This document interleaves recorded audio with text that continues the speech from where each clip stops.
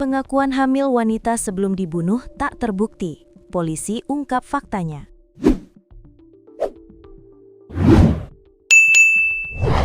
Rosinta, 26 tahun, warga Kecamatan Gayer, Kabupaten Grobogan, mengaku tengah hamil 8 minggu dan menuntut Supri alias Bebek, 36 tahun, warga Desa Karanganom, Kecamatan Sukodono, Kabupaten Sragen, menikahinya.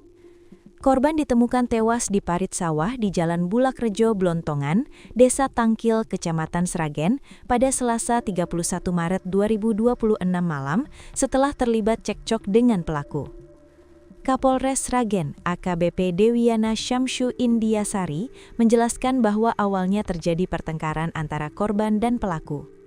Dengan situasi pertengkaran tersebut, pelaku yang sedang mengendarai sepeda motor itu berinisiatif berbelok ke arah jalan kecil di tengah pematang sawah dan berhenti di TKP, dengan maksud untuk membicarakan permasalahan dengan korban secara tenang, namun sikap korban terlalu agresif terhadap pelaku dengan membuang HP, jaket, dan sandal, sehingga menyebabkan pelaku melakukan kekerasan dengan mencekik korban dari belakang hingga menyebabkan lemas dan terjatuh, kata Dewiana, Kamis 2/4/2026. Dewiana menambahkan bahwa pihaknya bersama tim kedokteran forensik Bidokes Polda Jawa Tengah telah melakukan autopsi terhadap korban. Bahwa dari fakta hasil penyidikan dengan melalui autopsi yang dilakukan oleh tim kedokteran forensik Bidokes Polda Jateng, korban tidak ditemukan tanda-tanda kehamilan, ujarnya.